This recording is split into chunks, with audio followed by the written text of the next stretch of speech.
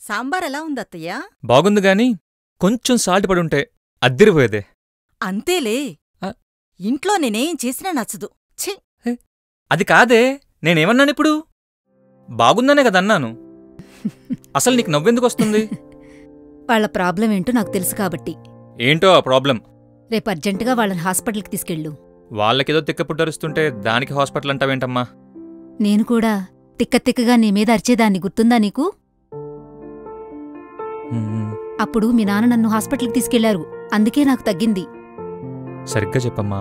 ఏం లేదు, మీ అక్క మెనోపాజ్ స్టేజ్లో ఉంది. నీ భార్య పీసీఓడి పీసీఓఎస్ ప్రాబ్లంతో బాధపడుతుంది. ఇది ప్రతి ఇంట్లో ఉండేదే, కాని ఎవరూ దీన్ని సీరియస్గా తీసుకోరు.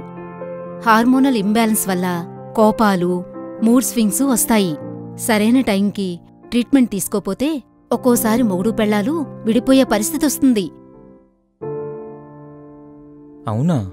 పీసీఓడి పీసీఓఎస్ లాంటివి రాకుండా heavy bleeding, painful periods, irregular periods లాంటివి ఉన్నప్పుడే హాస్పిటల్కి వెళ్లి చూపించుకోవాలి.